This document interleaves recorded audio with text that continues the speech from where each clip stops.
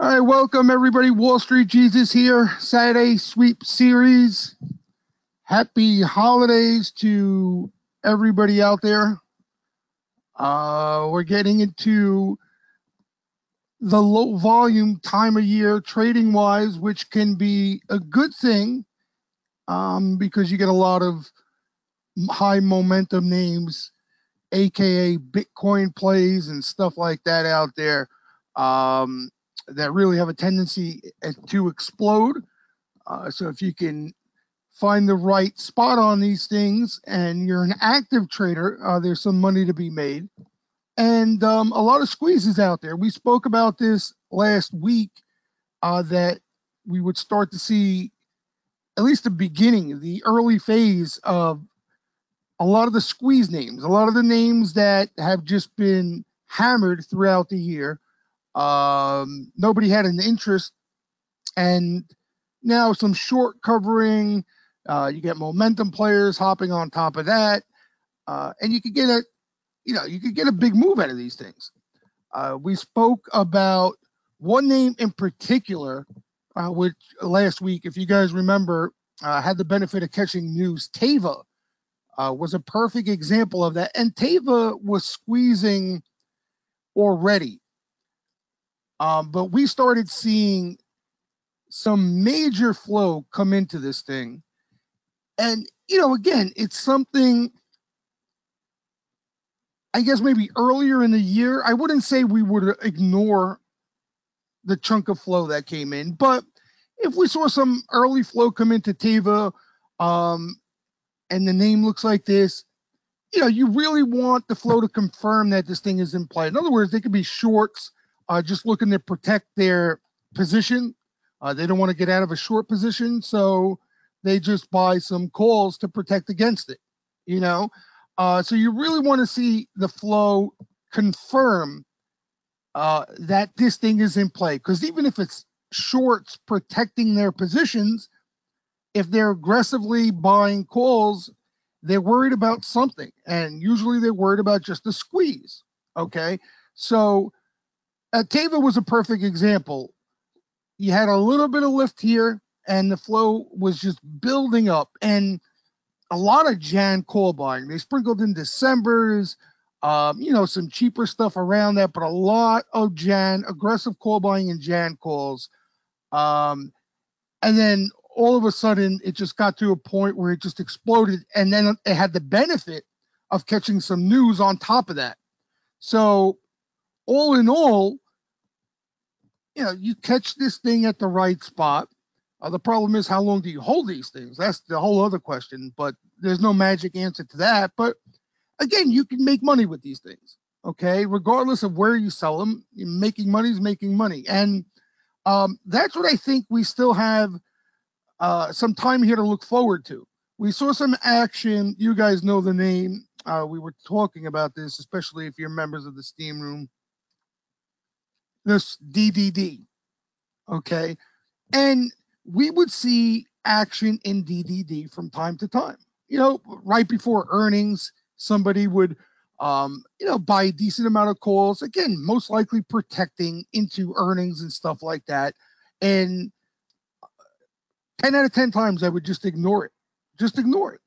But what happened recently, I think it was around midweek, there was some small call sweeper activity, and we were already looking towards the squeeze type names.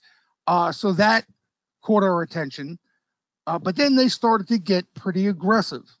Okay. It wasn't just one sweeper that came in and, bought a fistful of calls. It was a couple sweeps throughout a short period of time intraday, and it was worth a look.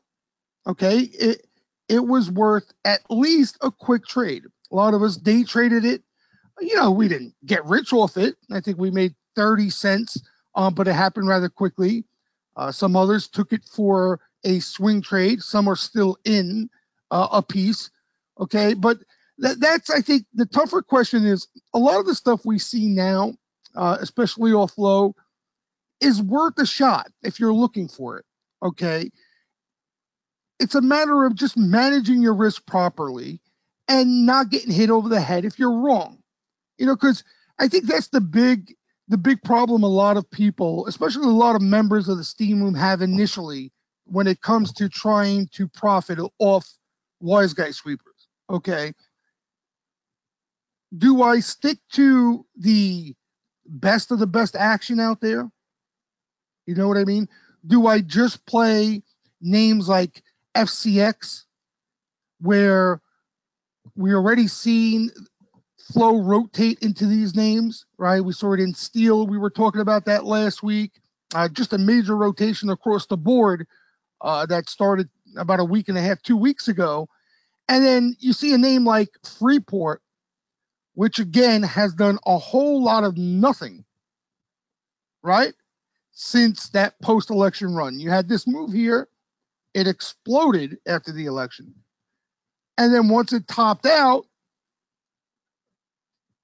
just building a base throughout the whole entire year. So this was a name that if you did own at some point after this rally, it kind of frustrated you. If you were looking for a bigger move than just a trade, you probably got chopped up, took a loss, or, got stuck, something to that magnitude. But when you see something like this and you see a major rotation into the sector, into the group, like we had 2 weeks ago, and then you see the type of flow come in buying this FCX, it's just different kind of action. It's different kind of action. I like to call it real buying. DDD is spec flow, if that makes any sense. Momentum players trying to catch a squeeze. Nobody's trying to make a big bet on DDD. No one's trying to make a bet on the company. Okay, that's not what we saw in the flow recently. We're seeing pros speculating on a short squeeze because that seems to be the trend right now. All right, whereas Freeport is was a total different animal. I mean, Freeport, what we did, we saw some early accumulation while the stock was just doing nothing, actually chopping around, went a little lower after they bought some, and just looked like the same old Freeport. And then all of a sudden, just again, one day it all changes. Some real action came into the name. One sweep in particular, a hefty sweep that pretty much was confirmation that the smart money was getting and accumulating this name. And then lo and behold, and it's always the biggest winners, and we talked about this too, week in, week out throughout this webinar. It's always the toughest names to own that end up being the sweetest winners or the biggest winners, especially over a short-term horizon. It's like Freeport, you probably have a bad taste in your mouth if you traded it, like I said, throughout the whole year. So even though the flow was telling you that something may be different here, you still, deep down inside, were reluctant to buy it. Remember, we were talking about that with the Chipotle and stuff like that, but this set up perfectly, okay? Set up perfectly. And you can't look at it as, do these always work? We spoke about that too, through those lenses. You got to say to yourself, when you see this type of buying, okay, when you see the smart money coming in, looking for a big break out of consolidation, that's something you need to be in if you're playing off flow. Okay, if you're playing off wise guy sweepers, if that's something you're trying to accomplish here and find success, you have to own these type of things. Okay, another name we spoke about was the Intel. Okay, we're going to speak about. I don't think we spoke about it. Did we speak about it last week? We might have. We might have actually. I don't know if we spoke about it the last webinar because I think it caught the first round of action. We might have. But the point I'm trying to make here, and we'll go into the Intel, the DDD flow, you look at it as just a trade, right? Even the Teva, in the sense, as big as a winner as it was off the action, it's just a trade. Where you see that top shelf activity come in, that real, obvious. It's just obvious. Maybe to me, it's a little more obvious than it would be to you, but it was obvious that the smart money was going for the break on Freeport. It was obvious to me, and again, I don't have any hidden talent, guys. Trust me. Okay. It's just, again, if you're looking for the right stuff and you're paying attention to what the flow is trying to tell you and block out the noise and the emotions that go into this game, it's pretty clear. It's pretty clear. It's not something you really have to figure out. The top action out there smacks you right across the head. To the point where you say, yeah, these guys really want to own this thing right now. You'll see that with every single one of these plays that catch that type of action. So the Intel setup, I think, is you could throw FCX in there too, but Intel was just a beautiful thing because a lot of people in the room were eyeing Intel because they missed this move. Okay, they missed this move. They didn't get a chance to trade it, and then they were waiting for some consolidation to own it. Okay, or even just to trade it. A lot of people were eyeing Intel. It's a popular name, and et cetera. Okay, so you finally get that breather, like we speak about week in, week out. You don't want to chase this. There's just too many opportunities, too many stocks out there to chase this. Your risk reward on something like this is just not in your favor. So you're looking for at the least some sort of breather. You're looking for maybe a pullback, even better, where the action dries up, meaning the flow that we were seeing coming into Intel. Intel caught flow this whole entire move. I kid you not. Through this whole entire move. Okay. And then this consolidation here, drifting lower, the sweeper activity just dried up completely. And we had a lot of members looking for that sweeper activity or any signs of that sweeper activity to start to heat up again in this pullback or consolidation, whatever you want to call it. All right. They didn't come in here. We're still quiet. They didn't come in here. And when I say they didn't come in here, yeah, there may have been some call flow out there, but I'm talking about they didn't smack you over the head and say, all right, we're looking to accumulate this thing right now. That's what I'm referring to when I say they didn't come in. You're this call buying and put buying out there all day long, guys. I try to tell that to a lot of people. A popular thing happens every day throughout the day is, did you see this? Did you see that? Jesus, did you catch that call buyer? Jesus, you didn't mention this call buyer. Did you see that? There's call buyers, there's put buyers all day, every day. You can't trade off every call buyer and put buyer, just because it's in a name that your UI. That's not the edge that comes out of this stuff. Okay, it's when they get aggressive, like I explained to you, when they're showing that confidence that they really feel good about a name and they aggressively want to own it. Okay, and if a name trades higher and doesn't catch that type of action, what are you going to do? That's the name of the game.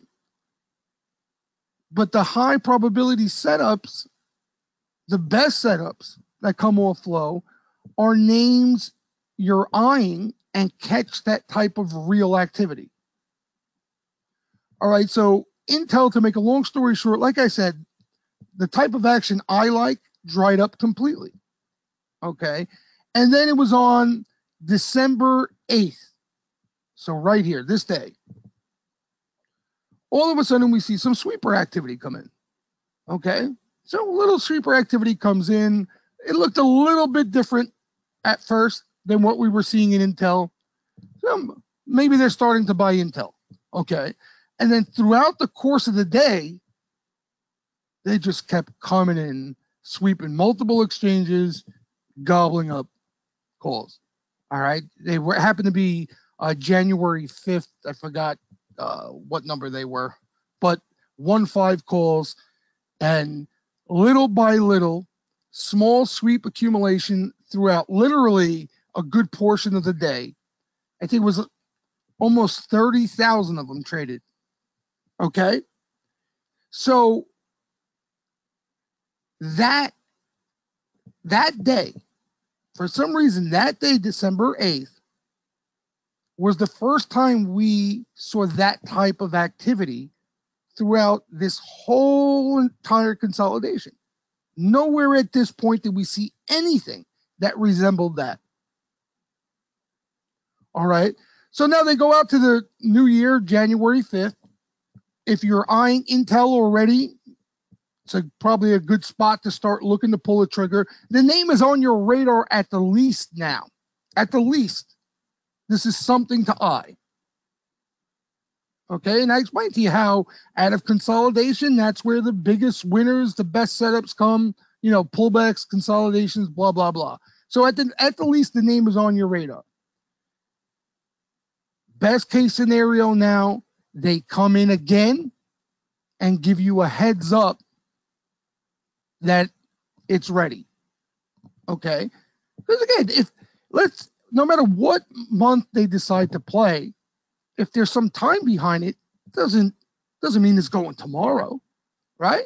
I mean, January 5th, they got a little bit of time, not a ton of time, but they got some time. So the stock can go up, down, chop around, do anything in between that. All right, but it doesn't always happen this way, but when it does, it's a beautiful thing. Okay, and then what happened was on Thursday, they come in aggressively again And just so you know, in between that initial buying and Thursday, there was still some smaller flow, but not that smack you in the head type flow. Okay. And then on Thursday, they came in and just, again, throughout the day, show some real commitment buying calls for next week. Okay. So that was the heads up that this thing should be ready. If she's going to go, they're looking for it to start going by next week. All right. And then they had the benefit of the market, the chip stocks, tech, all bouncing. Everything happened for them at once. And you get this, just a beautiful move. And the reason why it's beautiful is even if you were looking to hold on to this thing, the number of options you have now, okay, just opened up so in your favor. You couldn't draw it up any better. And anytime that happens when you're trading options, it's a beautiful thing. Because usually you're stuck behind the 8 ball. As soon as you buy calls or puts, you're immediately stuck behind the 8 ball when you're trading options. It's a tough gig. But when this happens like this, the windows just open up, because now you could do a number of things. Any calls you bought exploded.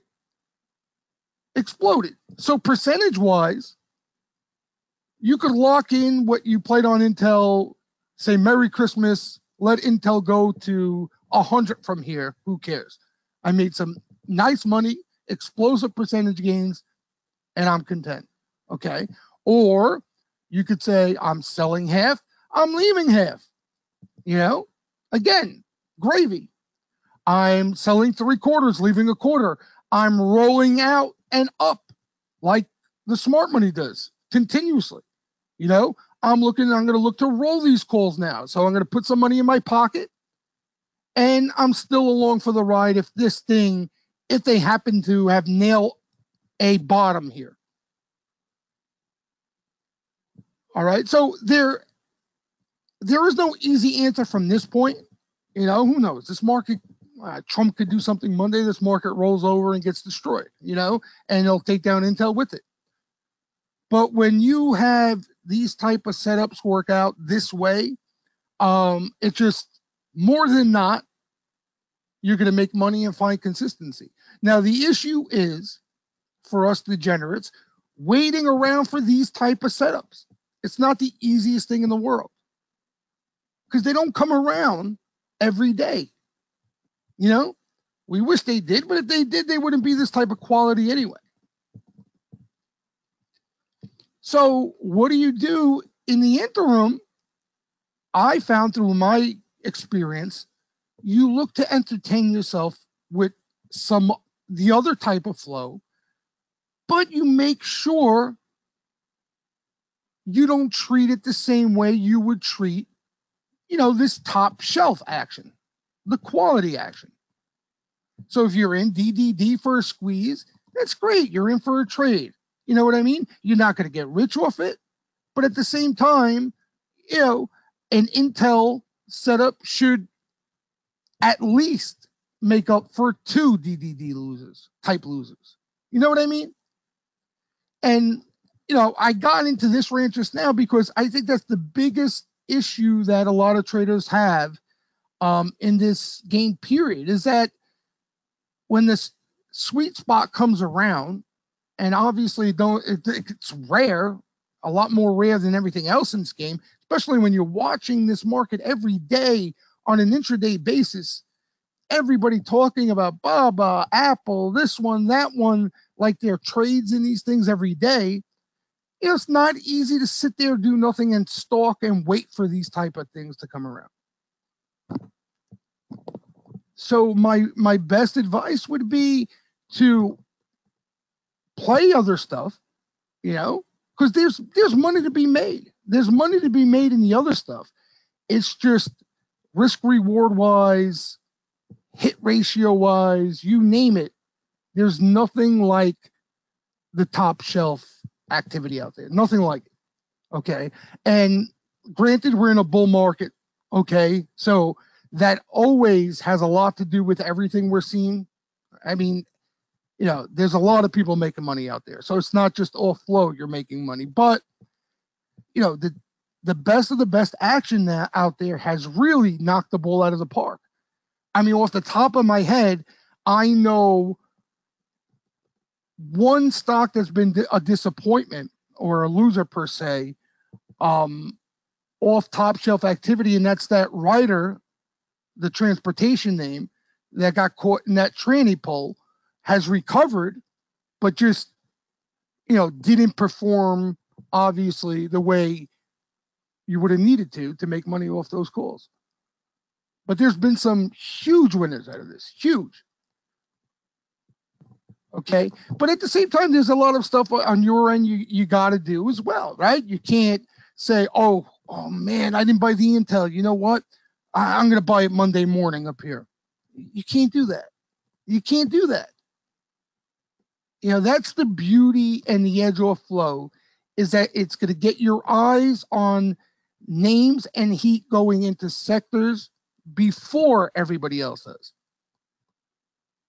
Otherwise, you just, if you're doing things like that, you're just trading just like retail.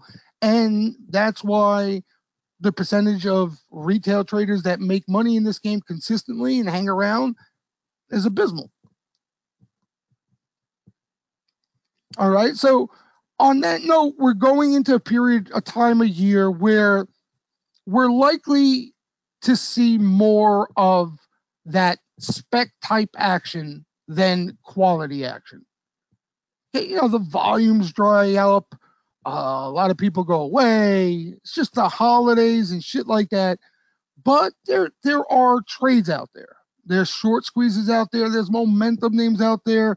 There's OSTK that it seems like every time you see a sweeper in this thing, just fire and you at the least get a day trade out of it. That's how insane it's been, So there's trades out there. But at the same time, you don't want to get in the habit, especially coming off a couple of winners, of treating all the action the same way. There's a reason why, there's a difference in those things. There's a difference in the type of buying in those things. One, in my opinion, is real buying, real accumulation. And the other is just spec action. And there's nothing wrong. I mean, options are speculation, period, right? There's nothing wrong with speculating, but again, you just got to understand and know your risk and manage your risk properly so you give yourself a legitimate shot to make money in this game. All right, so we should see, the good thing is we should see a lot of fun stuff. Okay, a lot of fun stuff. We'll go over some of the names we saw late last week. Interesting thing going on within the markets. I'll go into that just quickly. We were talking about that big rotation, right? Remember that big rotation where they were going into everything but the hot stuff, right? So semis were the best of the best. They were on fire. So money came out of basically semis and some FANG, I guess, some high beta stuff, and just poured into the financials, which we're seeing action already prior to that big waterfall of rotation we saw. Steel, right? The Freeport, we spoke, all those type of names, okay? But the problem is, in this type of market, this market that we're in now, everything happens so fast that you blink, okay? We were talking about this. This rotation really started up, in my opinion, about like 2 weeks ago, let's say, okay? Around there. And we were talking about this rotation on the last webinar, right? Now, a week later, this Saturday here today, and what I'm about to tell you is they overdid it.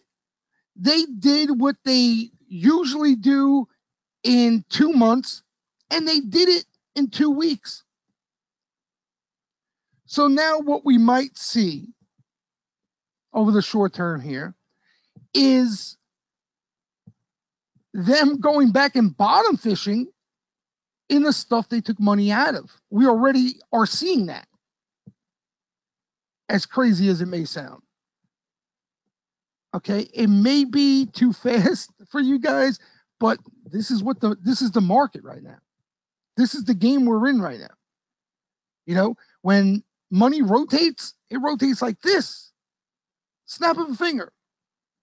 It's not that gradual rotation. If you guys have been in this game long enough, you know, I remember rotation as a gradual, prolonged event over weeks and months. Now, 1 day, 2 days, boom, they're into the trannies, and they take it out of a little pullback correction to new highs, just like that. Boop. Amazing. These are trannies, the transportation names. Look what they did to these things. Okay, so what we might see now, and early signs of some of the flow, and we're already seeing it. I won't say early signs, we're already seeing it. We're seeing them start to go back into some of the semi stuff. And not only semis, we see like CRM caught some action. You know what I mean? I hate labeling things in one sector because they're not. CRM is software, right? So it's not semis, but you know what I'm talking about. All the hot names that look like this, okay, all got washed. A lot of them, most of them. And then, like I said, you had the financials, the trannies, the steel names. You know what I mean? All just them bum rush right into these things while they were taking money out of tech. So now it looks like they're starting to go back and nibble on some of the stuff that they hit over the head. All right. And that may present opportunities. Now you have Micron earnings Tuesday. So I think it's Tuesday at the close. So Monday and Tuesday may be 2 days to keep an eye on some of those semis, right? Makes sense. They might go and buy some of those things they oversold and, you know, kick the living daylights out of. And you see a bounce there. One name in particular you could keep an eye on, SWKS, which really hasn't done a damn thing. Hasn't bounced at all, really. We've seen some flow in there Thursday and Friday. Friday, more of the spec action. They went out what was it, Feb? They went out in February and went for some out of the money stuff. Thursday was Jan 5? You guys probably know better than me. All right, so and this is what I mean now, okay? This is not FCX, Intel, GBT. This is not it. Okay, we need to see some real quality, I would say, come in before we can label it that. So in other words, this would have to hang out here and they would have to tattoo it for us to say, okay, they're trying to call bottom here. It looks like they're playing a snapback trade here. Now, the good thing is, risk reward wise, this might appeal to you because this thing can move. Okay, we know this SWKS can move. So you can minimize your risk, go into some calls. If it's a loser, it's a loser. You're not going to cry about it. But you get lucky and this thing really rips. And you could catch a nice little hit for Christmas in it. Right? If you get lucky and this flow just explodes from here, and this happens to go to new highs or test highs, I mean, you're talking about an absolute home run. Okay, but to do that, you got to have that mentality where you're not scared of losing here. Okay, because so far in my eyes, and it's too early to really tell, it just looks like they're coming in and playing an oversold move.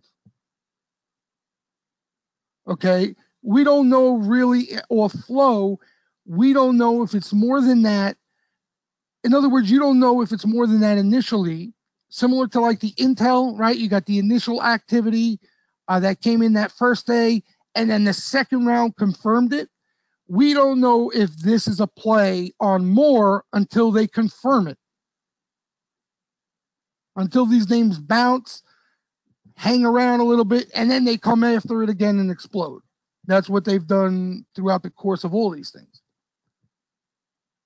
All right. And, because what can happen is we can get something like this now. That's what I'm saying.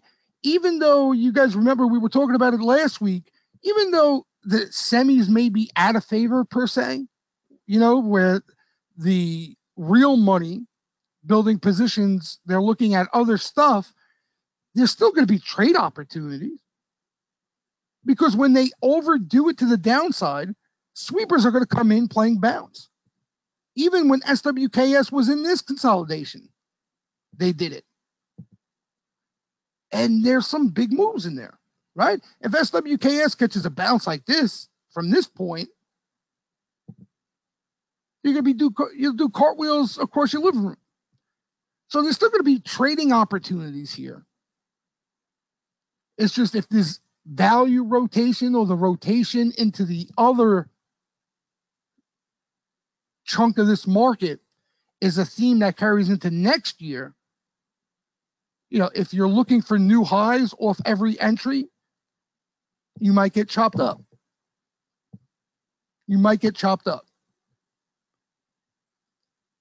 So, but again, if on weakness, there's always opportunities, guys, always in this market for a trade. When you see a wash and some sweepers come in at some point looking for a bottom, there's always those options to trade there. So I think that's what we may see early next week. Micron is going to be a big part of that for the remainder of the week, right? And that's the other thing too. If Micron comes out, blows out, you might see these things explode second half of the week. But even without that, you may see a run up Monday, Tuesday. You may see these things get hot because there were signs of it already. They were buying this ADI.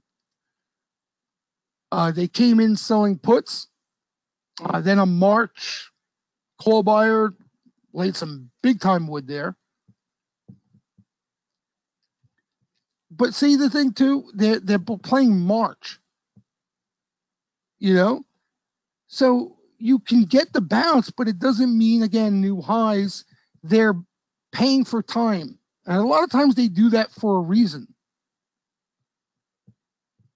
But this, you had some nice put selling too, which put in a nice floor. Had a nice day on Friday. So names to keep an eye on. CRM was one of the first they hit up.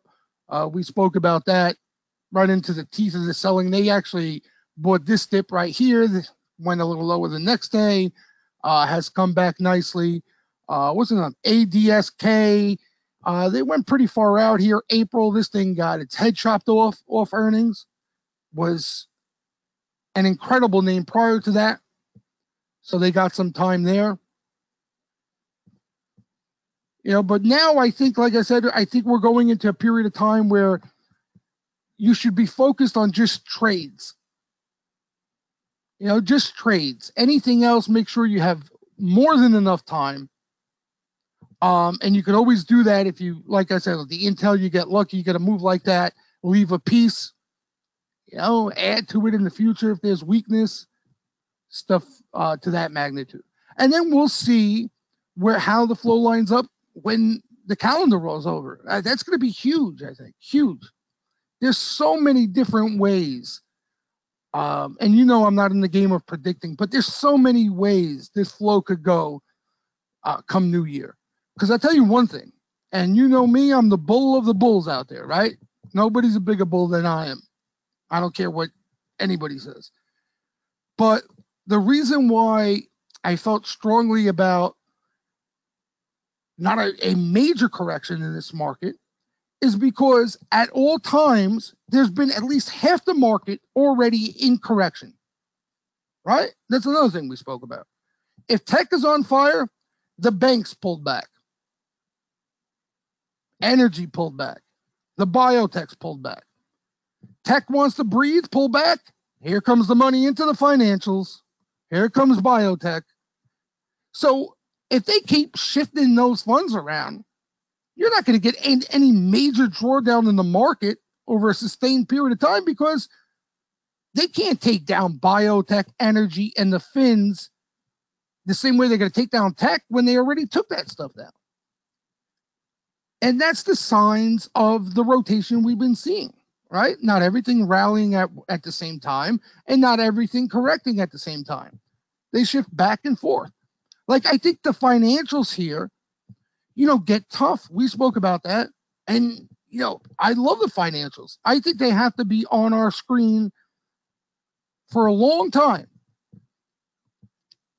But here, anything more than a quick trade is tough. Now, everybody already knows about that rotation. Nobody wanted to buy Wells Fargo when it was catching sweeper after sweeper after sweeper after sweeper, when it was sitting here doing nothing off a pullback. Now this thing's just grinding higher every single day. Right? The Bank of America, same thing. But up here, it gets tough. Up here, it gets tough now. These things get tougher now after the move. What should happen, what usually happens, it doesn't happen as much in tech up until recently. You get something like this, right? You get some sort of breather. And if you see some action into, that can be another entry for you. So again, I think what we should focus on anyway from this point into the end of the year, trades. Looking for the quick trade. Nice and easy. Don't go in over your head. Don't get junked up, especially on the garbage, because we're seeing a lot of garbage stuff catch action. Again, it's okay. It's money. Money's money. But it's not real buying. They're playing a squeeze. Don't get disappointed if it doesn't work out. It's just a loser. You're willing to absorb more losers. At the same time, the winners should offset them and then some. And you're entertaining yourself as things set up, as that top shelf action sets up. Because honestly, we may see it, but I don't think we're going to see it unless it comes in semi-land. That's the only place. Because you look at the transportation names. UNP, these things are up at the moon. You don't want to buy these things up here. I mean, steel at least is taking a breather here. I think Steel Dynamics guided a bit lower Friday after the bell, so that should come in a little bit. But these things had a nice move. Maybe they breathe a little. Maybe they breathe a little. I think the new core, did that pull back at all? Yeah, it pulled back a little bit. The material names never caught action. Any of the material names, they didn't come in there. Energy, they refused to come into energy. Maybe that's a theme come January. I know a lot of members in the room are hoping for that because, there's opportunity there. They've been out of favor for a while. They've been really selective in energy. As a matter of fact, we were talking about the only subsector of energy recently that has seen some decent action is energy transportation. So like this EPD, I don't know if you guys know this name, stuff like that. But very selective in energy. Yeah, Jim has mentioned Schlumberger. Schlumberger, one of the few names that caught action all the way March, April. Already could have been traded a couple of times, but still hasn't gone anywhere. See, I don't know if you guys know, a lot of you who are members know, when they want to buy energy, it's like tech. They come in and they tattoo things. USO, they'll buy 50, 100,000 calls. They'll come in and hit COP, APC, all those names. and they buy them in bulk in baskets. You know, we talk about the same names, right? Schlumberger catching some buying into March, April next year. The CRC. We talk about the same names here because they've been extremely selective. So maybe these will be the biggest winners when they do come in. But it's also, again, it's an option come January. You know, there's a sector that they really haven't touched. The material names, I think they bought one material name over the last couple weeks, month. We thought they would come into like an MLM or a Vulcan Materials. That has back a couple months back, saw some big time action. You know, nothing. Little drifts and drafts in like the Vulcan, but nothing. Yeah, SUM was the one. SUM. I couldn't think of it off the top of my head. SUM was the one they hit right over here. Had a nice move, but the rest of the sector caught nothing.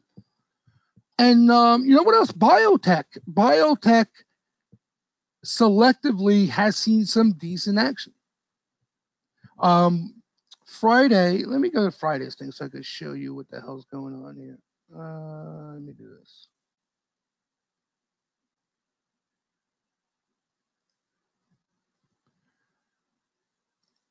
Where's that? Oh, here's the Biotech. PRGO. A lot of you guys know that name, right?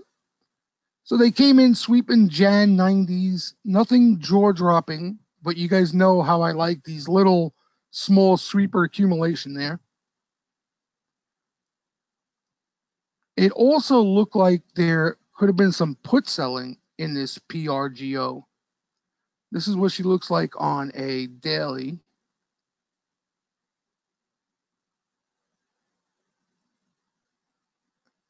Yeah, it looks like one of those names that can move, but it's choppy, right?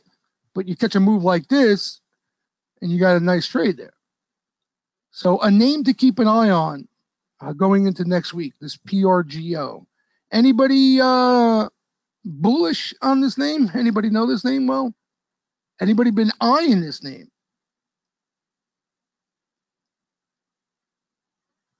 Hold on, let me get your responses here. Why? Backwards. Anybody know this PRGO? Because I know I've heard it before from you guys. I don't know it well. But this is, what would this is biotech? Is it bigger biotech or just higher price biotech? Yeah, this, you could see there's been some gaps in this thing. But, you know, you happen to get lucky, catch a break here. And who knows? You know, who knows? Why can't we ever just catch a sage, take all the stress out of it? That's all we want, right? One sage. Arthur saying generic. PRGO, oh, generic. It's Teva type drug maker. Gotcha. Oh, wait. Oh, so like Mylan and them. So that's a hot group right now. Nah. So Arthur's saying it's in the Teva Mylan camp. And Mylan has also saw a decent amount of flow. Had the Amazon news, Amazon chatter, Amazon news that they were getting, you know, Amazon's looking to get involved. And Mylan might be a candidate. So yeah, keep an eye on this PRGO. Again, nothing crazy action-wise, but worth keeping an eye on or Friday's action.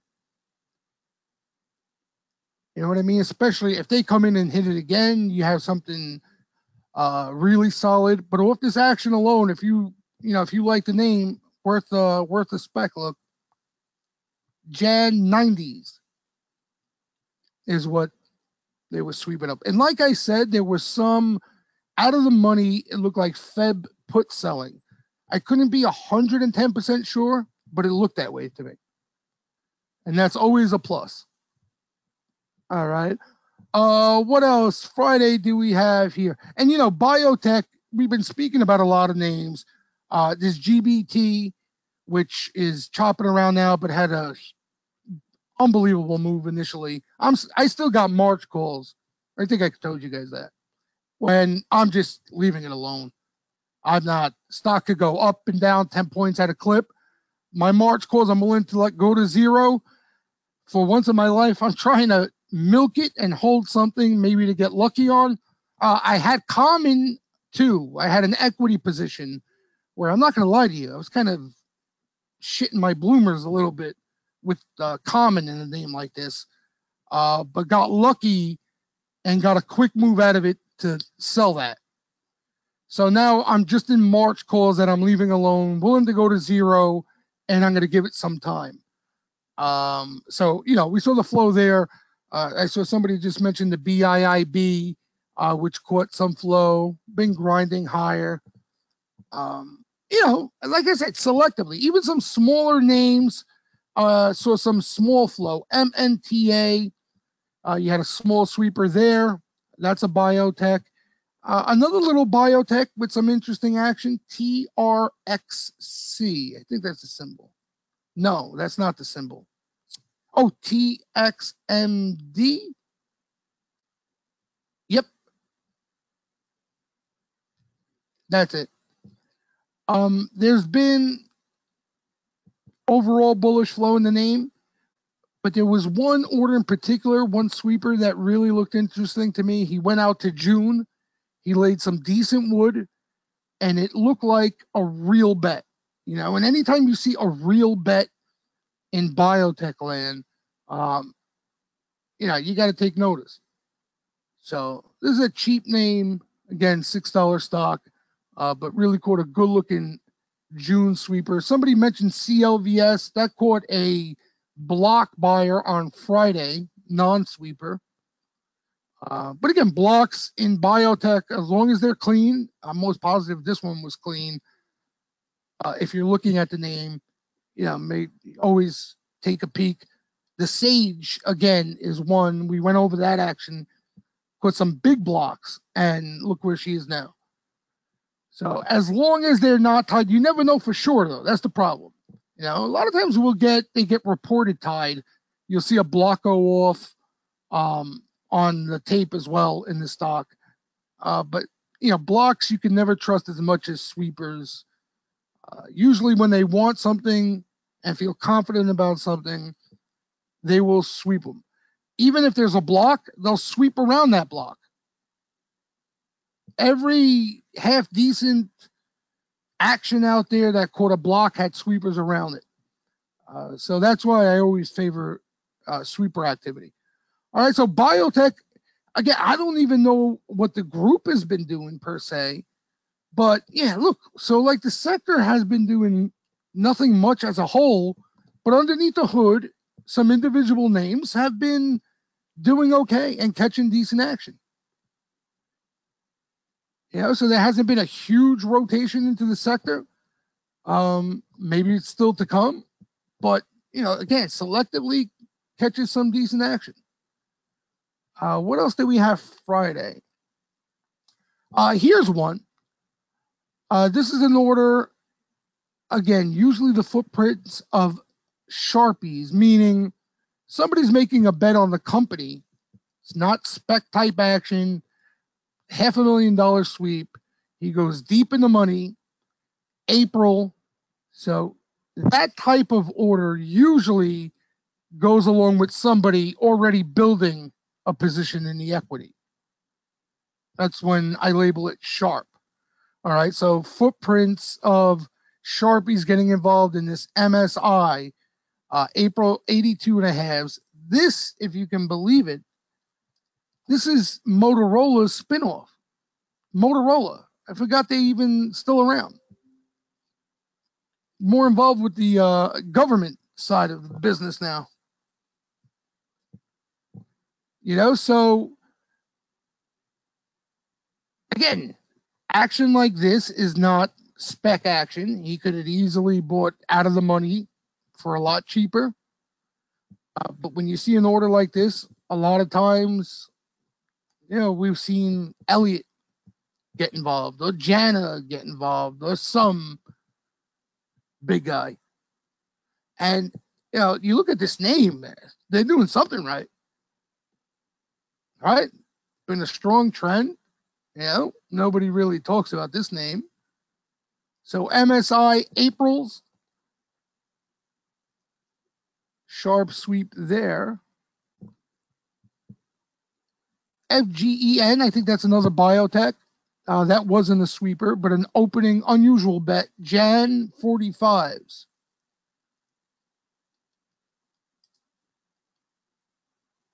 I like the spot more than anything else. If it was a sweeper, I'd probably be a little more excited, but FGEN. I don't know anything about this thing. They could have data coming through. I have no idea. But that caught an unusual size bet on Friday. Jack. What they've been doing in Jack has seen bull flow for a bit now. But every time she gets to the bottom of this range here, they always do some buying. And Friday, they were buying Jan calls. I remember this dip, this wash right here. Stock was getting hit pretty hard. They came in, they swept up the December 105s. They scored in these things that same day. Stock reversed when green started running. And then they rolled out. So they're doing it again down here. So somebody keeps buying the bottom, these little pulls in Jack. These food names, another group where we saw rotation and have been strong as hell. You know, from even the little ones like the Wendy's, the Twinkies, all had nice moves off their lows. A lot of food stocks. So you got the Jack at a half decent spot anyhow, if you're looking to trade it, bottom of the range. Jan 100s, you can see there, Jan 105s as well.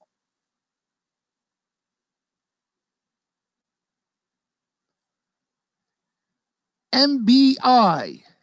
This had some interesting action too. Nothing big though. That's yeah. See, there was small sweeps, a couple of them. What happened? Oh, I forgot a name too. I wanted to mention. MBI. This could be. We're seeing action in some of these things. I tweeted something out off the tax reform. Some of these names are going to benefit. If you're on my personal Twitter, you could take a peek. I tweeted it out this morning. This name MBI started seeing action on Friday. This name SLM started seeing some buying as well. So it looks like some money could be coming into these things based off the tax shit they're doing.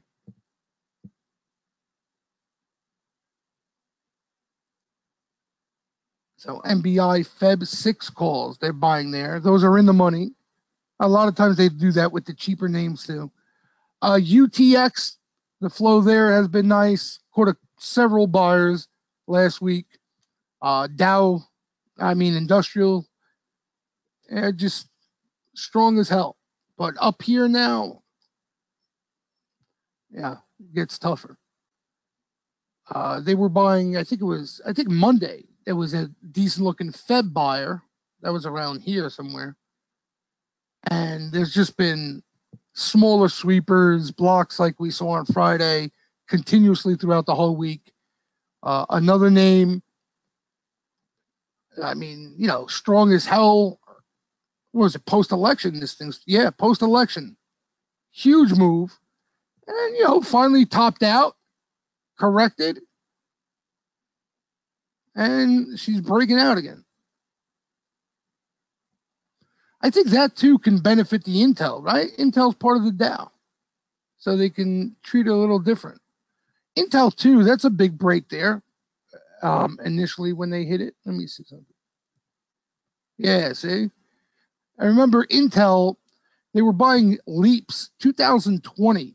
They started off. And then it just kept sweeping and sweeping. They were going for the break. That's a big move for Intel. And then you finally got a breather there and some action. So maybe there's another opportunity in it. Maybe she hangs around here, chops around here, and they hit it hard again. But if you're in it, and you're letting it go, I can't blame you. Just again, keep an eye on the time. Like for example, if you played next week's calls, in my opinion, you should have made a move Friday. rolled, did something to lock in next week's calls. If you're looking for highs, you got to give yourself more time. If you're in the 1.5s that they initially bought, you got a bigger leash there.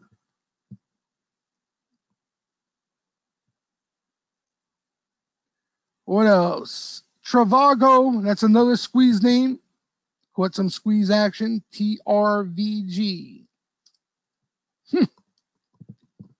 There you go. Complete death and annihilation. But every dog has its day. And, you got the wise guys playing for a little squeeze there. Wow, did they destroy this name? There's been some chatter too, so keep an eye on that. Buyout chatter. Maybe they catch that. But some spec action there, looking for a squeeze. Decent action Friday. Roku has been an animal. They've been sweeping April calls. They swept some more last week, Thursday, Friday. I think there was some April too, and some Jan call sweeper activity. Stock has been incredible. There was actually a leap buyer too in that Roku. Did I put that on here? Oh, I forgot to put it on there. There was a good looking leap sweep in Roku. She's been on fire. This Roku, man, the initial action there off the IPO, they were a bit early on. Otherwise, a lot of us members would have had this thing nailed. That was over here, I'm talking. But yeah, on fire. And again, that's what I was talking about earlier. Seems like anytime this thing is down or flat and catches a sweep, you get a trade out of it every time. This and the overstock, which still sees sweeper activity. You want to hear something crazy? Overstock, there were sweepers on Friday, I think, with an hour and a half to go. They were buying calls that expire Friday. They were like 6 points out of the money for a nickel. Lo and behold, they went to like 45 cents.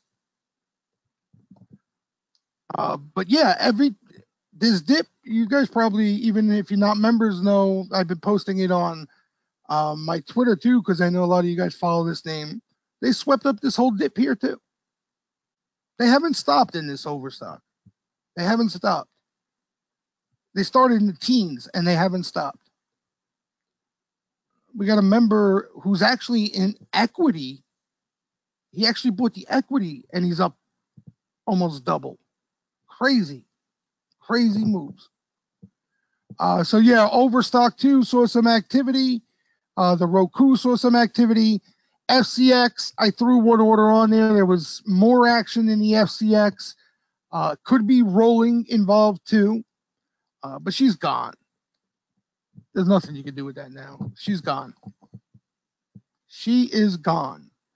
I didn't think she had a move like this in her over the short term. But now, yeah, spilled milk. Here's the SWKS. There were a couple of these Feb 120s for 35 cents. Cheap. And you can see the dollar amount cheap too. The better looking action, in my opinion, was Thursday, the day before. What the hell did they buy Thursday? I could find it here. I'll get that for you guys. Here's another semi, non-sweeper, but they've killed this name. ASML. They bought this quite a few times. Look at this move. They destroyed this stock. So you have a little wash there, and they buy it. But this is a semi as well. So like I said, we're seeing signs of the semis here, and there's a lot of names that they like to play. So if they come in here, they can come in hard. You know what name they've stuck with and has just been incredible? This STX. But the difference, while the semis and the micron and all that stuff was soaring all year, this thing was a disaster. And then the action really, really started to heat up. Some really good looking leap sweepers. That's what I mean with these leap sweepers. You can't ignore them. You don't have to trade off them per se, but a lot of times they'll see action in coming days, weeks in other stuff. And the leaps were the initial, the initial phase of buying. Here's another example. STX, we saw it in the Shack, the Shake Shack. Started off with a good looking leap sweep that nailed the lows. And then other sweepers along the way. Look at this moving Shack. So don't ignore the leap sweeps. Comcast was one recently, as a lot of you remember, into this disaster. She doesn't look bad either. Still bullish flow in all these things. Comcast, Fox. There's news around them all. Look at the Fox on the news has been soaring. So a lot of those names still seeing some bull flow. I think that's it, right? For Friday? Yeah, SM, I got that. I want to just, let me get the SWKS for you guys, because I know it's a name you guys like to trade anyway. Mara, that's another name. Crypto name. Seeing some spec action. March calls, I think they were there. Oh, Jan 5th, 98 calls. That's what they bought. That was Thursday. Jan 5th, 98. Yeah, so my opinion, if you're looking for the bigger move, I would try to get as much time as I possibly can. I would even take a concoction of the two, the Jan 5th and the Febs, and, pick a Feb strike closer to the money if that's the case, if they're too far out for you. So I would go Feb if you're looking for the bigger move, and, Jan 5th for the trade. And again, who knows? There may be, they may be still looking to wash this thing, and then if it catches flow again, they'll set up even a stronger signal. But it's worth a look. It's worth a look. And also, some of the under the radar stuff, I know a lot of you guys don't like it. I'm an equities guy, so I love it. We got several equity players in the, as members who love it. There's been some good looking action there. You guys know I've been talking about that cars. What the? Oh, I'm typing it into the chat. Just grinding higher little by little. This week, pest control, I think that's what they do. SERV, look at that explosion Friday. They tattooed the living daylights on the call side Wednesday, I think it was. Right here, this day. Little dip and boom, highs. And then look how strong this name is. Anybody know this name, by the way? Anybody hear this name? SERV? Crazy, right? Another name that saw some decent action, I never heard of. C Janitorial Franchise, Daryl was saying. Seriously? What are they doing? I mean, what the hell are they doing so well here? Look at the stock. What's the weekly look like? I don't know if I remember looking at that. Let's see. It's a weekly? Oh my God. My God. So yeah, somebody's excited about this. Oh, they were playing in the hurricane. I think that's where I remember it from. Hurricane cleanup. Yeah, so somebody's excited about this because it traded like 400 times normal volume on Thursday. Pretty obvious. You couldn't miss the action on Thursday. It was ridiculous. I think all in all, they even flipped some because they had a nice move. But I think 9,000 of those calls carried over that they bought on Thursday. The other one is CSRA that caught some interesting action. So under the radar names too, there's been some nice names there. There's been some nice names. The options suck. I'm sure the spreads are ridiculous. The liquidity is, disaster. But if you're in equities, if you play the equity, you have no excuse. And if not, if you're an options player, I sound like a broken record, but you put in what you're willing to lose. That's your stop loss, no stress, and you'd be faring okay right now. You'd be faring okay. And you don't have to worry about, it's just a lot of agita in equity and when you're in a fistful of calls and you're trying to minimize your downside. Because I think a lot of people might be trying to do that, like with the GBT, which, I mean, this is the way this thing moves. It's a crazy biotech. She moves. But, for me, you couldn't draw it up. Of course, you could draw it up better. It could be Sage, okay? Obviously. But I can't complain because if you played the equity, you had that initial burst that was more than enough to take off risk, okay? And if you played calls, the same thing. You could, right now, you could be holding this similar to what I'm doing. In March calls, your stop loss is them going to zero, and you're looking to catch the bigger move here. But for a trade, it already was a trade. Yeah, now a lot of people ask me, oh, what about now? Would you see, for me, you guys know I've been talking about this.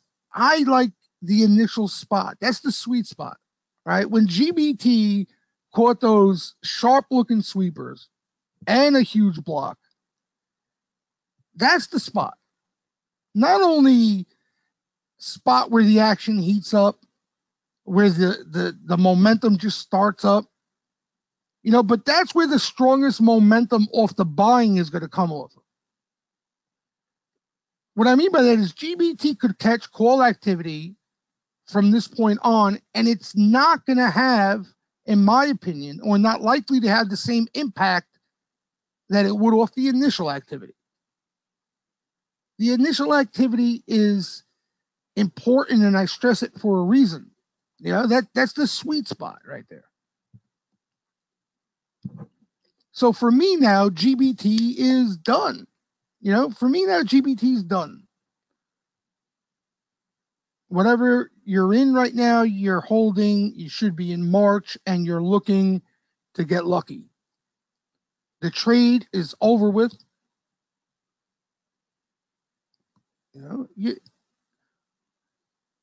I don't know, I guess maybe because it's a biotech, people look at it differently, but the stock went from 31, hit a high of 46 in a month.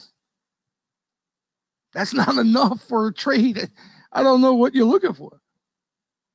And great, you're not going to get the high price. Okay, so you're not going to make $15, but if you made $8 on the trade, who's better than you in a month? But this right now, in my opinion, all this is telling me that this is all noise. This is noise. This is all noise. Stock ran 15 up, it pulls back, and I mean, look at this day. It was down 5, came back flat, and then ran $3 the next day. And then Friday was down 4. I think she closed down 3. Monday we may come in. This thing might be at 50. You don't want to stress you out with this shit here now. If you're in the March calls, you should be ignoring all this. This is nothing. You're looking for this guy who placed a confident bet. Now you're looking for him to be right. Where from this point, you didn't need him to be right because there was a high probability of momentum coming into the name off that action. So you had two things going for you. He could be right on his bet, and there's going to be momentum generated off that round of buying. Now you're looking for him to be right on his bet. That's what you're waiting for.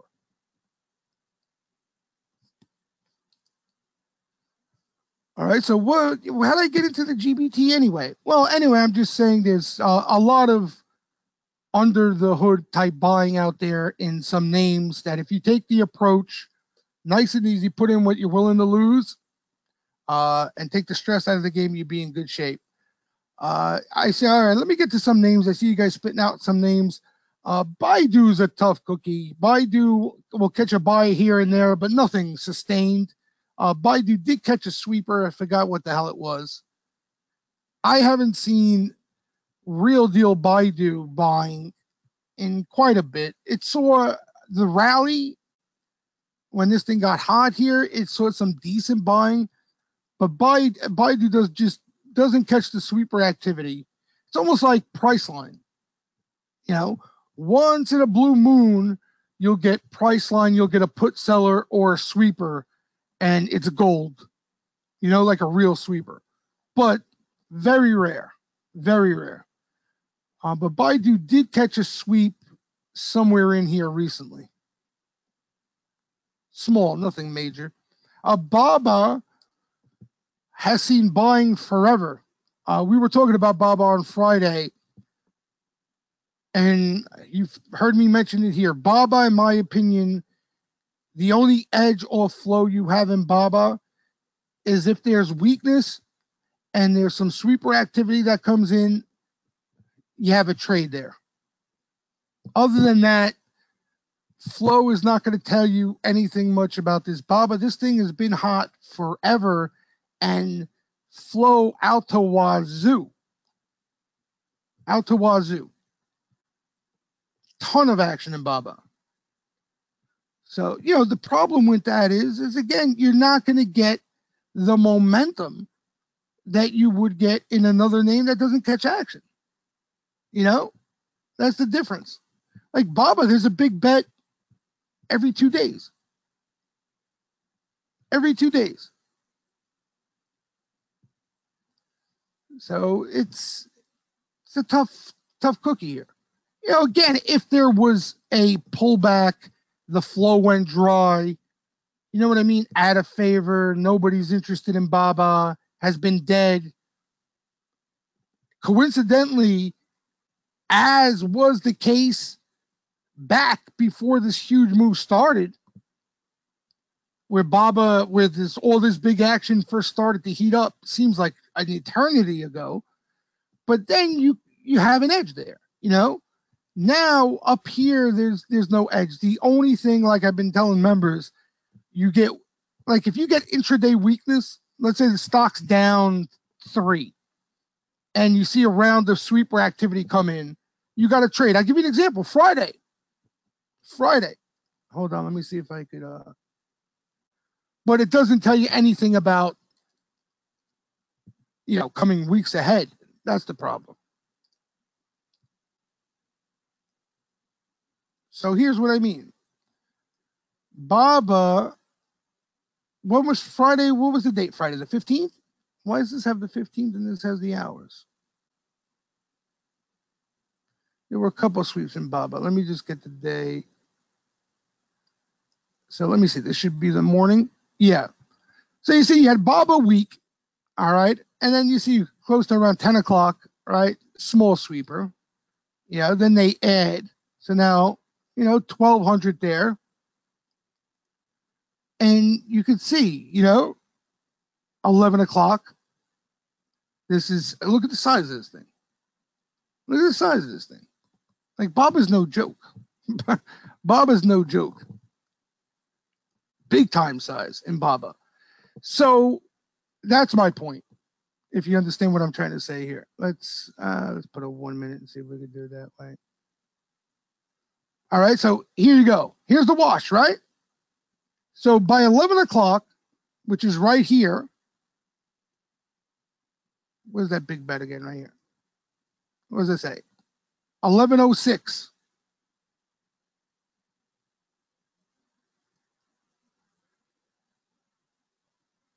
So that you right now, that's, am I on the right day? I'm on the right day, right? Yeah. So basically, that's what I'm trying to say. You had weakness. You had some sweepers come in, absorb the weakness. You get a trade out of it, looking for a bounce. But what Baba does from this point off that action, I'm being honest with you. It's tough. It's tough because this happens a lot. They sweep a Baba a lot, especially into weakness. So the reason why this could be an edge intraday, any other name, by the way, that sees action like this would be a lock. Baba is a little bit tougher because it doesn't have the same reaction of this type of action. You know, it's commonplace. But the reason you have an edge intraday is because there's a higher probability of a change in trend. Okay, there were sellers, and now sweepers are telling you there's some aggressive buying coming into that weakness. So intraday, you have a change in trend. Longer term, you know, I mean, off a little bit of a pull here, I guess, but not much. And honestly, it's caught flow. The flow has never dried up in Baba. So that's where, you know, it becomes tougher. A couple people played Baba, by the way, and are holding it. They didn't flip it. So a couple people off the action Friday took Baba for a spin into next week. Yeah, it's a preference thing too, you know? It's a preference thing. Like that's my favorite type action. Yeah, I know I say it over and over. It is again action into pullback or consolidation where the action went dead. You know what I mean? It went dead. So you got buyer, buyer, buyer, buyer, buyer, buying dries up. You know, you got a whole lot of nothing, whole lot of nothing. Because, like I tell you guys, how do I know? Like, where would my entry be? I know some of you guys look at Fibonacci retracements and support levels, and that's. I'm not saying there's anything wrong with that, but for me, like I never had any success in my career, and it's been pretty long career now. Trading off any of that stuff. I was never comfortable with any of that stuff to find consistency. So how do I know when I should be buying this pullback if I'm interested in Intel? You know, for me, I don't. The only thing I have to gauge off of is if I see aggressive money start coming into this consolidation. You know, from my experience, now I got a higher probability of a play at a bounce now. And that's the edge. Yeah. Instead of, all right, there's a 50-50 chance this bounces from here. You know, maybe with sweeper activity, it's 60-40. I think honestly, it's even higher than that at times, but maybe it's 60-40. That's that little edge in this game is how, you know, you can make a living doing this. That's all it comes down to. There's no prediction there. There's, you know what I mean? There's no emotion there. That's why I tell a lot of, this is a problem a lot of traders have, and you see it. You know, maybe I've been in the game long enough and it stands out to me because I know it's the death of people in this game. But, you know, there's too many emotions involved. Too many emotions involved. And now more than ever, I don't know if you guys notice it, there's a shakeout before a rip constantly. Do you guys notice that more and more? I think more than ever in my career, I kid you not, the day before a rip, there's some sort of shakeout. Have you guys been noticing that in a lot of names? They wash these names. They look like they're falling off a cliff. They look like total horse manure. And then the following day, the stock all of a sudden looks like a stud. So, the right thing to do is, you see that going on, is to combat that, So if you see shakeouts happening, look for sweeper activity there, Or if you see shakeouts happening and then name that court sweepers, that could be an entry for you. And emotionally, it's tough to do, Traders like to buy things that are going up and sell things that are going down. But you gotta try to train yourself to do the opposite of that. And I think that was like a big thing for me. Once I started doing that, it just started making more sense to me. It was almost like I could see the light. You know what I mean? Again, it wasn't a crystal ball type thing, but I knew I was doing something right at that point, where I felt like a sucker every time I would chase momentum. And that's why I hate doing it now. I hate doing it now. Even sweeper activity, I hate chasing green. I just can't do it. Yeah, buy low, sell high. I mean, it's makes it sound so easy, but it's the toughest thing to do. It's the toughest thing to do. But this market, let's be honest, you could have got rich doing that in this market, right?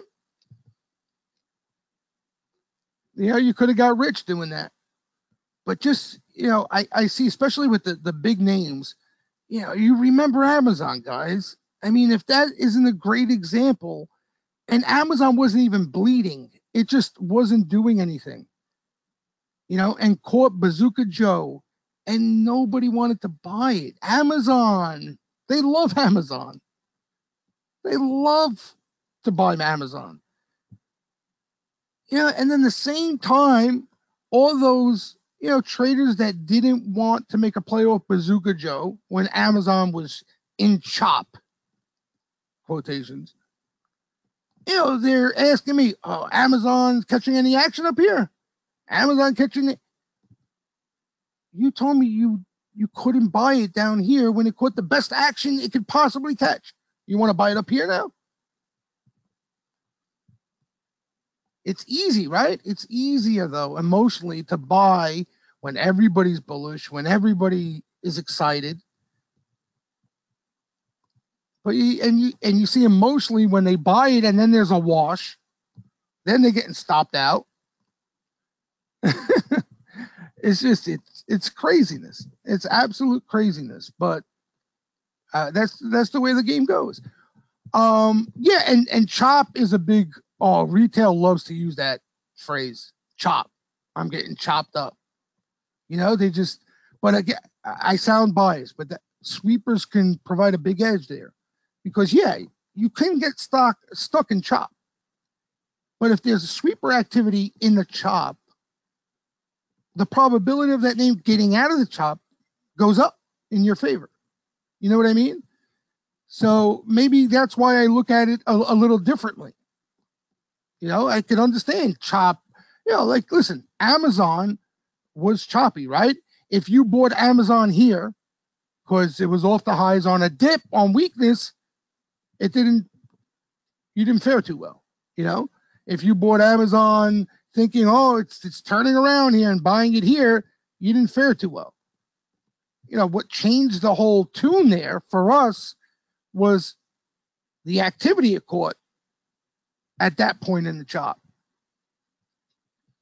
Napor is asking, give your view on Micron. You have earnings. I really don't have a view. I don't know. I wish I knew. I wouldn't be here talking to you, Napor, if I knew earnings. You know what I mean? If we had the same, if Wise Guy activity had the same effectiveness into earnings as it did without earnings, you're talking about, how much money you can make, because you're getting that move, boom, and you're getting a big move. But that's why it's too good to be true. Like I said, if you play the best action into earnings, I think you will I know you will win more than you will lose, but there's going to be a decent amount of losses because it's earnings. There's too many things being factored in. You know, a lot of times you hear, oh, they beat the street estimates by 10 cents, blew out the quarter, right? And then you see the stock trading up after that news. And then all of a sudden, you go to the bathroom, take a piss, you come back. Oh my God, stock's getting killed. Oh yeah, they warned about guidance in 2020. There's too many different things going on. You know, so I mean, Micron's a name that we know, David Tepper, one of them, has been buying the living shit out of for a long time now. You know, what that has to do with this quarter, all I can tell you is if they're selling off the number, I think we're going to see buying. I think people are going to come in and buy that weakness. But I don't know, again, reaction wise, what that tells us about this quarter. I don't know how they're going to react to the number. You know, what the hell's priced in at this point? You had a little bit of a fade here. You might see a little run up, you know, the 2 days prior. You would think a little bit of a move higher into the number. But, you know, what kind of quarter, what's the quarter going to look like for them to get excited? But like I said, if there's weakness, I can almost guarantee at some point they'll be sweeping up that weakness. There's too much money involved there. David Tepper's in deep. He's in deep. So he would be looking to add. And the reason you could say that, he's been adding, you know, he didn't just start buying up here. This has made his year, was his quote. This is his biggest position. You know, I think it was this and Bank of America. Coincidentally, the two names that catch sweepers like wildfire, right? But, you know, he's been buying and rolling increments on the way up. Yeah. A lot of these guys, you know, their syndicate, their group are sweeping. A lot of these guys play options.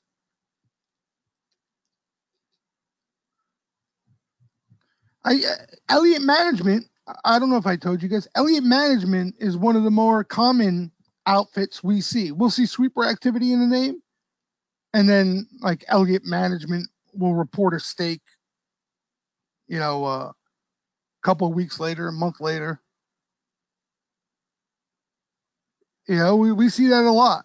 NRG, I don't know if you guys remember that NRG.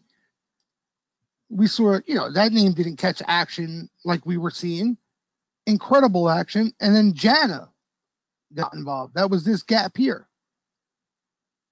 Now, all of a sudden, NRG catches action constantly. But that was Jana the whole time accumulating this thing. You know, so we're seeing a lot. They reported too, Jordan. You know who's cool with that? Hedgemind. Is it Hedgemind? On Twitter? Are you on Twitter? At Hedgemind? Yeah. If you go to him, he's got a site. He's got a pretty cool site and everything. You could see even the breakdown of the options too. What they bought, what they picked up in calls and everything when they report. But yeah, Jordan's extremely common.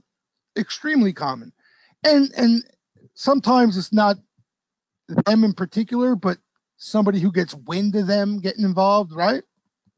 A group that gets wind of them getting involved or some shit like that. But yeah, these are sweepers, man. Sweepers are the pros. Retail doesn't sweep. That's why, you know, I got a sweeper fetish. I don't know what to call it. You know, that's why, you know, I religiously, the type of sweepers that I'm looking for, that's why I look for them. Because I know it's not you and I or anybody we know doing that. You know, and the thing is too, Jordan, like I get this question a lot. Like I remember one troll trying to kill me over it, who was just completely clueless. But is like you're paying attention to $30,000 bets. And he made the comment, I'm risking more than that. And you're watching $30,000 bets. Yeah, because they're not $30,000 bets coming from a $30,000 better. You know what I mean? As long as it gets swept the right way, I know it's coming from the pro side. And usually there's more behind it. You know what I mean? Usually it doesn't stop here. There's more action going to come that day, minutes later, days later, weeks later. And that's why I pay attention to it.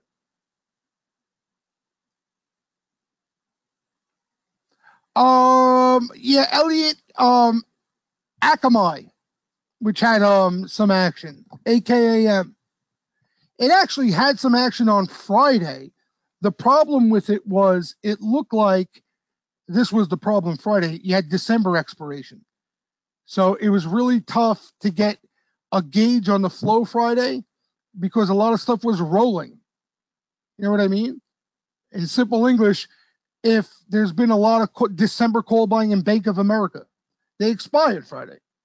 So what they had to do is push all that out, into next week or Jan's. So it looks like new buying, but all it's doing is replacing that December activity. Sandy's asking about IBM. IBM had a nice little move.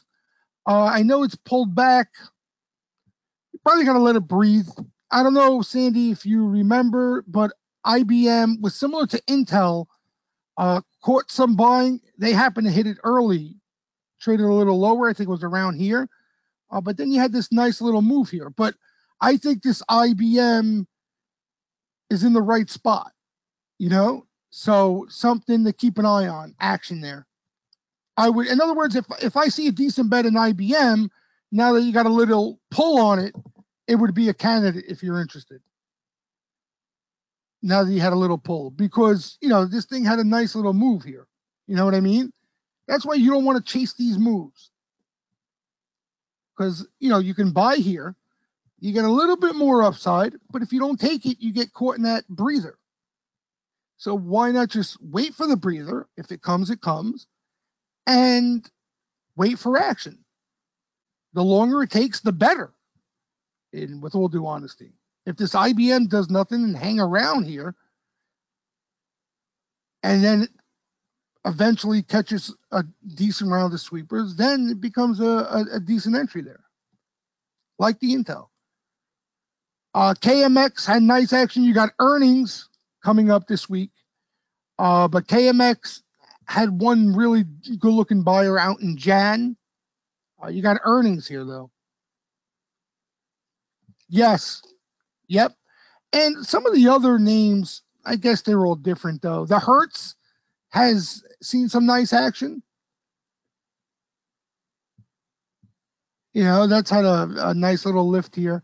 But the problem with KMX is the earnings. I think the only way you could probably play it is if you put on a piece, and if it's week off earnings and they scoop it up again, you can add to it.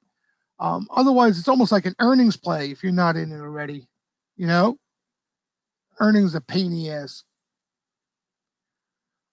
Yeah, when I mentioned the banks earlier, for me, it's tough here now. It's tough here. You're getting a little bit of a breather. That's good. Maybe they're going to focus on the semis for a bounce and stuff like that. And these things can breathe a little bit. But sentiment is just a little too bullish for me there now, besides the move. So, I use the Wells Fargo as an example because it's had the best of action, that and Bank of America. And, this thing didn't even breathe. It's just grinding higher.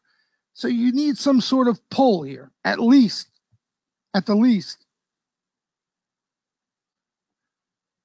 Because you're getting further and further away from that initial activity.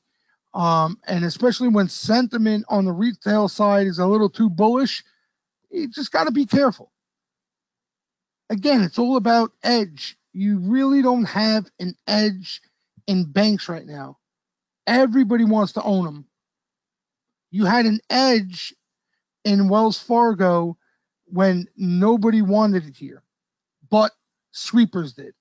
Yeah, you had a big edge when they were selling Wells Fargo like mad.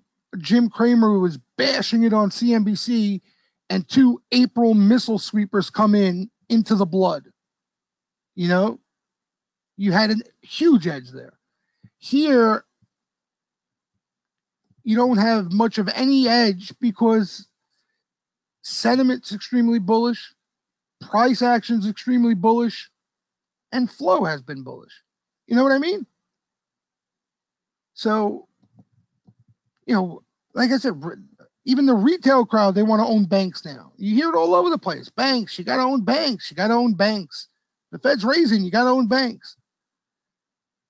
Just 2 weeks ago, nobody wanted them. They look like crap. So, I mean, that's the way I look at it. Now, don't get me wrong, it costs me money a lot of times because these things can continuously grind higher, especially like the tech names. You've seen how far they went, but it's just a discipline I try to stick to because I know in the long run, it keeps me out of trouble a lot,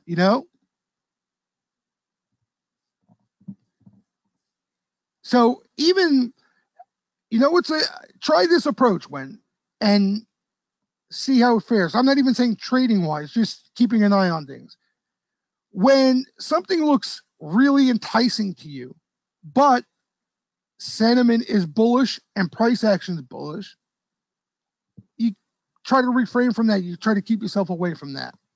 But when something looks dead to you, not even selling hard, just chop, consolidation, you know what I mean? But catches action and nobody is interested, that's something you would look a little more closely at. If that makes sense. And again, it's the total opposite of what feels right to you. You know what I mean? Yeah, Lowe's has seen some flow, but again, nothing new there. Partho, you know what I mean? Nothing new there. But yeah, there's been bullish flow in Lowe's, but risk reward wise up here, it gets tough in these things. It gets tough. It depends. What are you looking for anyway? Are you looking for just a trade out of it? If you're looking for just a trade, I would wait for pullbacks like you just saw. But anything more than that, you want a little more of a breather. You don't want to chase highs. You don't want to chase highs. Yeah, if it's a name that has been strong, you got to at least wait for some sort of wash, some sort of pullback. Even if it's for a day or two, you're better off than chasing highs.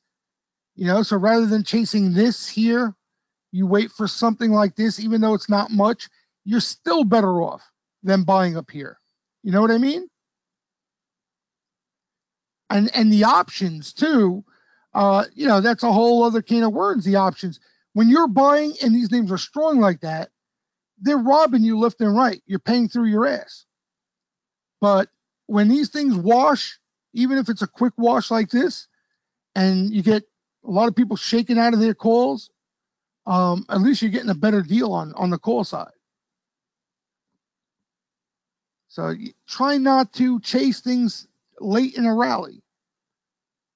If they're up consecutive days in a row, well, you hold your winners is a different story than buying.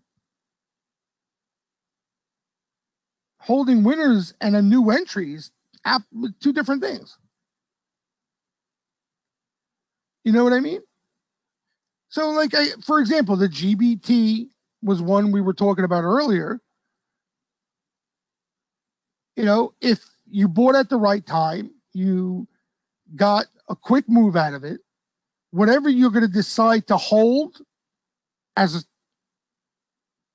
a runner, as a winner, exactly. Jim is saying it, book and roll, or Jordan saying sell some, sell a chunk, and leave a runner.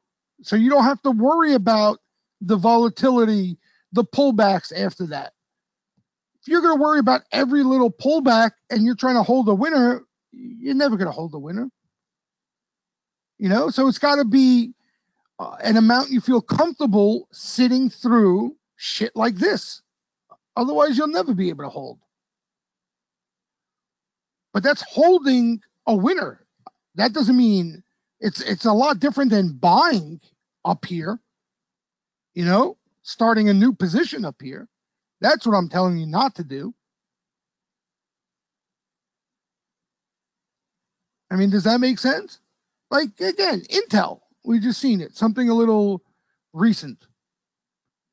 Yeah, you get a move like this. You're in some calls for next week or Jan 5th. You got a nice bump there on Friday. Sell a chunk, leave an amount you feel comfortable with, and you can let your winners roll. If you trade options and every position you take, you're going to leave the full position and let it run, you're going to be broke. You're going to be broke. Options are a different game. There's time value involved. Even if a stock doesn't necessarily drop, but just stops going higher, you're going to have your premium drain out just on time alone. You got time on against you with options. So anytime you get a move, you have to manage your position. You have to do something about it. Like some of these guys mentioned, you know, roll up and out a piece and take off some risk. Just sell maybe half and leave the other half alone. But options are different. I know where your head's at. You hear these guys on Twitter, let your winners run, all this shit. It's a fallacy. Yes, let some winners run. But if you're trading options, you still got to manage that position. You can't, every time you buy calls, you can't just let them run into expiration. If your intention is to buy something, hold it till expiration, you're dead. You're dead before you started. Can I share a bit of news with you? All these things we're looking at, 90% of them will be worthless the date of expiration. How about that?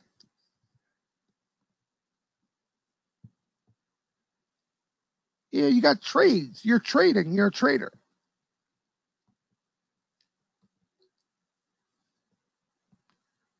Yeah, but it's on the option side, you got to book, especially when you're in front month, weeklies, and stuff like that. You got time against you. Ani saying I do good when I book profits. Yeah.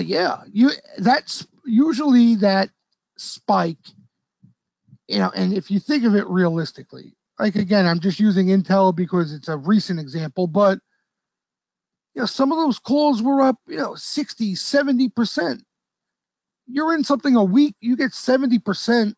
My opinion, it's foolish not to take risk off the table. Foolish. You know, you want to see more, that's fine. You think you could see more, that's fine. But pay yourself, at least take off some risk and take advantage of this. You know, because Intel could be right back to where it started, you know, Monday morning again. And you'd be kicking yourself. Rolling's a good strategy. It's tough to do though. It's tough to do.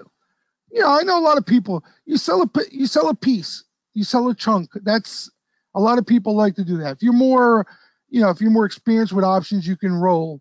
And what rolling is, for those of you who don't know, you basically sell the calls you're in, and you take a portion of that money and put it in something further out. So let's say you have the Jan 5 calls in Intel. Okay. You're up 60%. Okay. You sell it, then take half that money. You're looking for a bigger move. Go out to February, take half that money and put it in some Feb calls.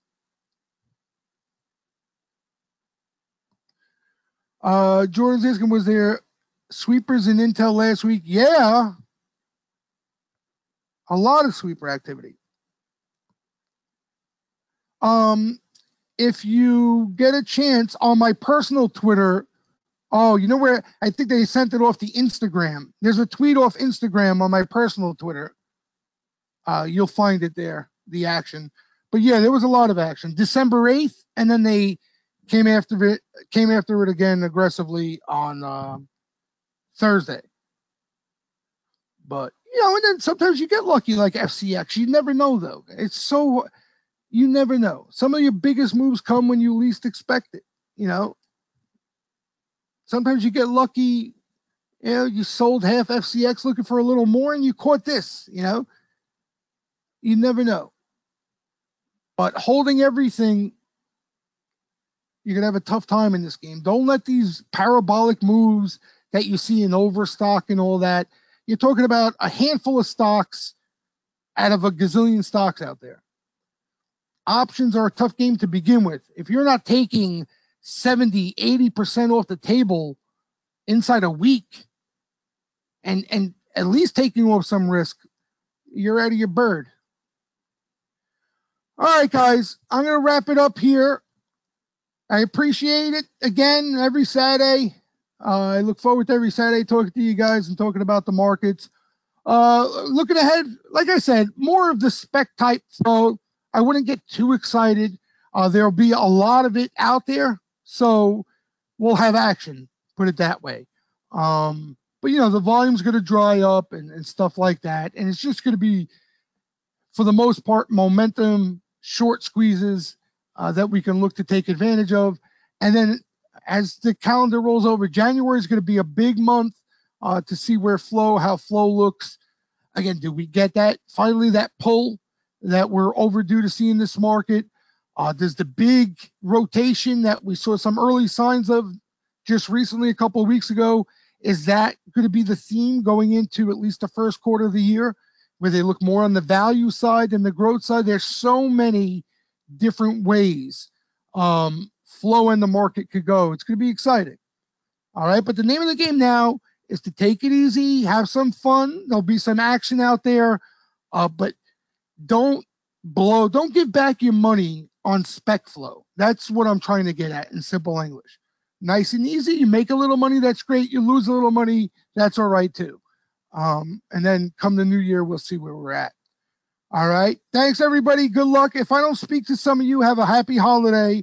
I think, when's do we have one more webinar before Christmas? I don't even know the dates now. When's Christmas? 2 weeks, right? So I think we got one more before Christmas. But if I don't see any of you guys, happy holidays to you, and the rest of you I'll see next week. Good luck next week, guys.